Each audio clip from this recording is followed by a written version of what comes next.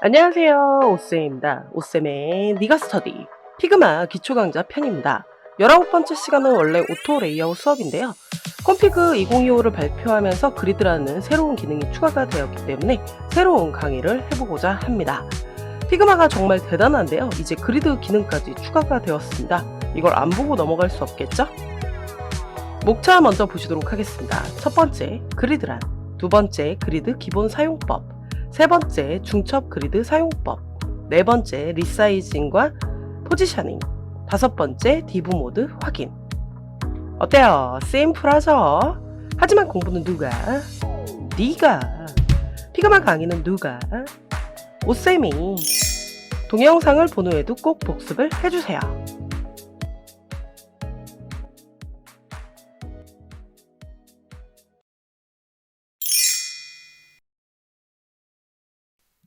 그리드는 피그마의 새로운 오토 레이아웃 옵션으로 행과 열을 사용한 2차원 레이아웃 제어를 제공하며 디자인을 구조화할 수 있습니다. 프레임이나 오토 레이아웃 요소에서 이렇게 생긴 아이콘을 누르면 사용할 수 있습니다. 이미지로 보시자고 한다면 이 오토 레이아웃에서 이런 아이콘을 누르시게 되면요, 요게 그리드로 방식으로 바뀝니다. 원래 오토 레이아웃은 이렇게 수직 수평 나열하고 랩 처리까지 처리를 했었는데 이렇게 그리드 방식을 제공을 합니다. 그러면서 행과 열을 몇 행 몇 열로 할지 지정을 해주시면 되고요. 그 사이마다의 갭을 설정을 해주시고 패딩도 줄 거면 패딩까지도 처리가 가능합니다. 오토 레이아웃은 원래 플렉스 개념으로 수평 수직 나열을 제공하고 거기에 랩 정도까지였습니다.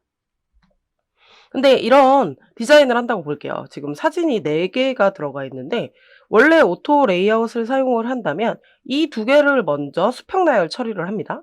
그러고 나서 요 2개를 하나로 묶은 것과 이 아래에 있는 의자 사진을 또 오토 레이아웃으로 묶어서 수직 나열해야 되죠. 그래서 요 3개가 하나로 또 묶인 것과 이 의자를 잡아서 또 어떻게 하는 거죠? 오토 레이아웃으로 묶어서 수평 나열해야 돼요. 그래서 기존에 오토 레이아웃을 사용하면 많이 중첩을 했어야 됩니다. 하지만 그리드를 사용하면 이렇게 복잡하게 중첩하실 필요 없이 사진을 그냥 끌어다가 당기시면 됩니다. 어떻게 그게 가능하냐고요? 이따가 확인을 해보시면 되겠죠? 디브 모드에서도 디스플레이 플렉스가 아닌 디스플레이 그리드를 제공해서 개발자가 코딩할 때도 매우 편합니다. 원래 오토 레이아웃은 플렉스에서 온 거죠. CSS 코딩에서 왔는데 마찬가지입니다. 그리드도 디스플레이 그리드라는 거에서 온 겁니다. 그럼 이렇게 간단하고 쉬운 그리드를 안 배울 수 없겠죠? 그래서 계속 실습을 이어나가 보도록 하겠습니다.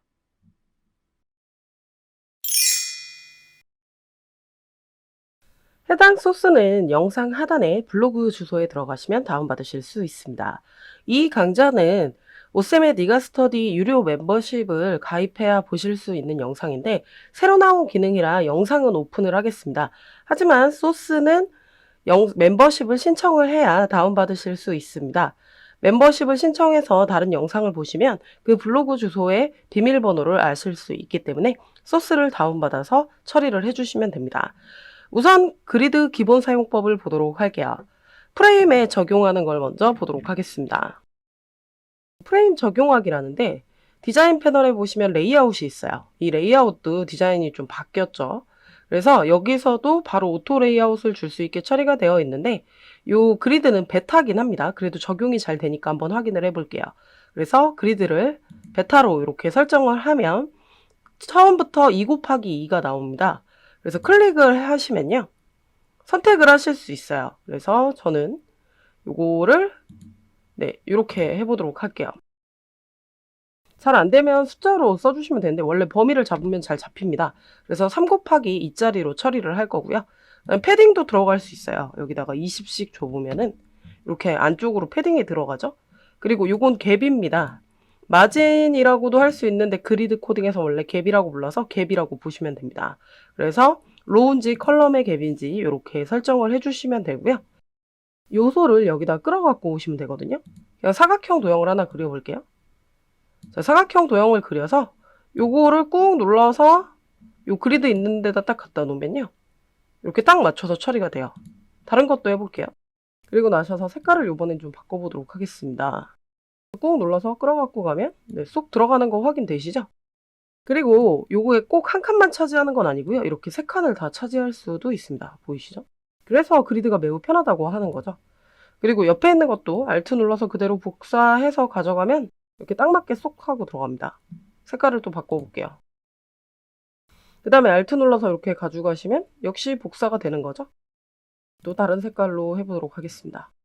그러면 네, 이런 식으로 잘 들어가는 게 확인이 되실 겁니다. 그리드 생각보다 매우 편리하죠? 그럼 오토 레이아웃에도 적용할 수 있다는 걸 보도록 하겠습니다.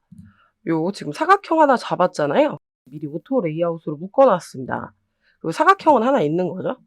그리고 요 프레임 1을 잡으면 여기에 역시 그리드 아이콘이 있어요. 누릅니다. 그럼 이렇게 1 곱하기 1로 나와요. 사각형이 지금 한 개만 있어서. 그래서 클릭해서 이렇게 3 곱하기 3으로 가야 되겠다 라고 이렇게 해주시면 되고요. 그럼 이렇게 지금 처리가 되는 거 보이시죠? 이때 사각형도 잡아서 크기를 바꿀 수 있어요. 차지하고 싶은 만큼 이렇게 처리를 해놓으면 됩니다. 그래서 언제든지 복사를 하셔가지고 또 이렇게 다르게도 또 가능해요. 그 다음에 또 Alt 눌러서 이제 밑으로 가져가게 되면 이렇게 쏙 하고 들어가잖아요. 역시 색깔을 바꿔볼게요. 그러고 나셔서 이렇게 당겨주시면 네, 이렇게. 이게 바로 그리드입니다. 요 격자 모양이죠. 그러니까 행과 열로 되어 있는 이 그리드 방식에서 차지를 어느 정도까지 할 수 있는지를 볼 수 있는 거죠. 그럼 앞에서 설명드렸던 그리드 처리를 할 때 보여드렸던 사진 적용하는 거를 한번 해보도록 할게요. 같은 사진은 아니지만 한번 해보도록 하겠습니다. 자, 이 사진 적용하기 프레임을 누른 상태에서 그리드로 처리를 합니다. 그리고 아까 4 곱하기 2여서요. 여기서 이렇게 마우스를 갖다 대셔서 4 곱하기 2짜리로 처리를 해줍니다. 그럼 이렇게 들어가는 거 보이시죠? 근데 사진에 갭은 없었어서 전부 다 0으로 처리를 해주시면 됩니다. 그리고 사진의 공간을 차지할 거를요. 사각형으로 미리 그려놓으면 더 편해요. 저걸 선택해서 하면 전체에 들어갈 수도 있어서 이렇게 처리를 해주시고요. 여기다 갖다 놓으면 쏙 하고 들어가죠. 이때 좀 줄여서 이렇게 처리를 하고요. Alt 눌러서 또 복제를 합니다. 이렇게 들어갔었죠? 그 다음에 또 Alt 눌러서 밑에 또 복제를 하고 두 개를 다 차지해야 되니까 네, 이렇게 해놓으시면 돼요. 또 이거는 밑에까지 차지하는 거죠. 색깔 바꿔놓으면 더 편하긴 한데 이렇게 처리가 된다라고 보시면 될 것 같고요. 그럼 이렇게 렉탱글이 들어가 있는 게 확인이 되기 때문에 이렇게 선택을 해주시면 됩니다. 자, 그러면 이 렉탱글 5라는 거를 요걸 눌러서요. 지금 보시면 액션 툴 가셔가지고 언스플래시 눌러서 사진을 적용을 해보도록 하겠습니다. 그래서 고양이 사진으로 해보도록 할게요. 그래서 캣이라고 검색을 하고 클릭을 해보죠. 잘 들어가죠? 두 번째 거에다가도 좀 긴 사진으로 이렇게 처리하고 그 다음에 이제 아래는 네, 넓은 사진 그 다음에 이건 또 긴 사진이어야 되겠죠? 그러면 지금 이렇게 처리가 잘 된 게 확인이 되실 겁니다. 그리드를 사용하면 이렇게 그 플렉스로 했을 때는 좀 복잡하게 했어야 되는 거를 이렇게 자연스럽게 줄 수 있다는 거죠. 그럼 이 중첩 그리드 페이지에 오시면요. 완성 예시가 있습니다. 벌써 만들어서 보여드린 거고요. 실습해보기에다 실습을 해볼 거고 이 엘리먼트에 있는 거를 가져다가 쓸 거예요. 얘는 지금 딱 보면은 4 곱하기 2로 되어 있는 것 같아 보이는 네. 요거 같은 경우는 이제 4 곱하기 2를 하게 되면은 이 글자 같은 경우 있죠? 이거를 크기를 일부러 맞춰서 작업을 해야 되거나 그렇습니다. 근데 처음에 그냥 2 곱하기 2로 한다? 그러면은 알아서 요 지금 우측 상단 부분에 글자 크기가 딱 들어가요. 무슨 얘기인지 보도록 할 거고요. 그러면 여기는 2개로 들어가야 되는데 불편하잖아요. 그래서 중첩해서 쓴다 이런 거거든요. 그래서 꼭 중첩할 필요는 없지만 필요할 때 중첩이 가능하다라는 걸 보여드리기 위한 예제입니다. 그럼 실습해보기에 가보도록 할게요. 자, 선택을 해주시고 그리드로 처리를 하도록 하겠습니다. 그럼 이렇게 들어가는데 좌우 패딩은 일단 16식으로 처리를 할게요. 상하도 마찬가지로 이렇게 처리를 해보도록 하겠습니다. 그리고 나셔서 이 메뉴는 지금 오토 레이아웃으로 되어 있는데 그걸 그냥 꾹 눌러서 끌어갖고 옵니다. 그럼 알아서 이렇게 붙는 거 확인되시죠? 그 다음에 이 글자 볼게요. 요 쌉이라고 쓴 글자를 꾹 눌러서 여기에 끌어갖고 오잖아요. 그럼 글씨가 저기에 딱 맞게 들어간다는 거죠. 그래서 저거를 4등분을 하면 그 4등분한 상태로 들어갈 텐데 2등분한 상태이기 때문에 그 이제 우측 상단에 있는 이 부분에 싹 맞게 들어간다. 뭐 그런 내용입니다. 자, 그다음에 이제 요 부분을 이제 보실 건데 여기를 또 2개씩 나눠서 처리하는 게 편리하잖아요. 그렇기 때문에 그 방법을 이제 처리를 해볼 건데요. 사각형 도형을 그냥 하나 밑에다 그립니다. 그냥 대충 그리세요. 상관없으니까 대충 그리고 이거를 오토 레이아웃으로 묶어요. Shift A로 오토 레이아웃으로 묶으면 이렇게 들어가게 되겠죠. 그리고 나셔서 이 오토 레이아웃에서 이제 그리드로 2 곱하기 1이 되면 됩니다. 그리고 여백은 이제 좌우만 16 주고 나머지는 다 0으로 처리해서 그럼 이렇게 사각형이 지금 들어가 있는데요. 뭐 얘는 지워도 돼요. 딜리트 눌러서 지우시면 이 프레임 3을 꾹 눌러서 여기에 가져갑니다. 그럼 그 프레임 3이 이렇게 쑥 하고 들어가요. 그러니까 이렇게 중첩이 된다는 거죠. 그 상태에서 또 Alt 눌러서 옆에도 이렇게 적용하는 게 좋겠죠. 그래서 Alt 눌러서 하나를 더 이렇게 해서 프레임 4까지 처리가 됐어요. 그러면 네, 요 아랫부분들이 2등분이 또 된 거죠. 그래서 여기에 있는 거를 네, 꾹 눌러서 끌어갖고 옵니다. 이렇게 쑥 하고 들어가죠. 크기도 딱 맞춰서. 자, 그 다음에 이제 요 부분에 있는 것도 쑥 하고 이제 넣어버리고요. 마찬가지겠죠. 요 체어 부분도 눌러서 쏙 하고 넣어버립니다. 그 다음에 요 부분도 눌러서 쏙 하고 넣어버려요. 매우 편하죠. 네, 그래서 이렇게 작업을 하시면 편하게 처리가 됩니다. 이 글자랑 너무 붙은 것 같아서 요 간격도 조금 띄워줄게요. 30으로. 그럼 크기도 알아서 다 바뀌는 거 확인되시죠? 이렇게 언제든지 바꿔서 처리가 가능하다라고 보시면 됩니다. 그래서 중첩 그리드를 하는 것까지 봤습니다.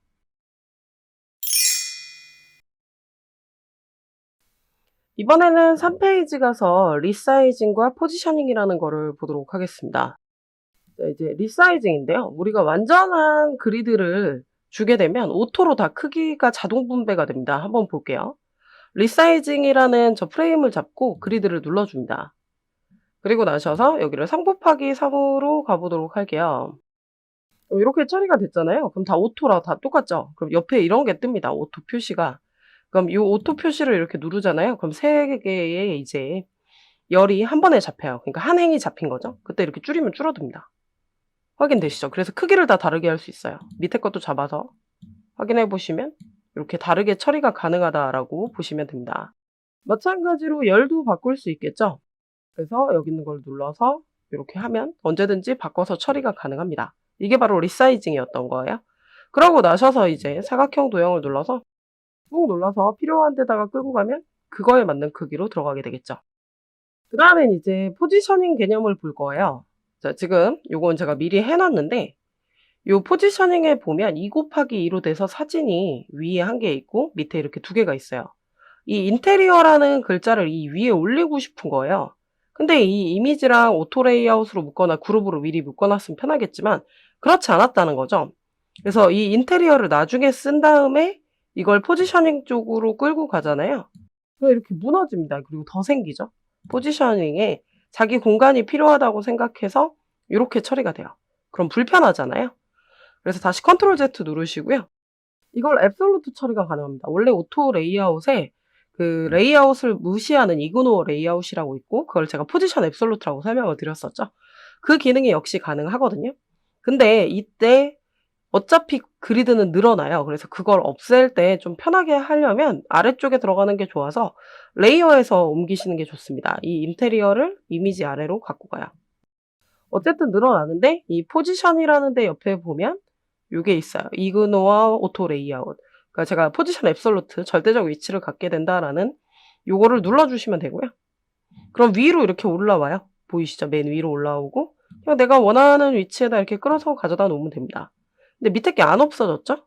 그래서 선택을 해서 요거는 다시 클릭해서 없애주시면 되세요. 2 곱하기 2로. 근데 이 프레임 전체가 늘어나서 그런 거죠? H도 500으로 바꿔버립니다.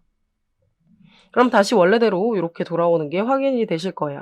그래서 요 앱솔루트라는 기능을 주게 되면 기존 그리드도 무시하고 위치를 내 맘대로 줄 수 있다. 뭐 이런 내용이었던 거죠.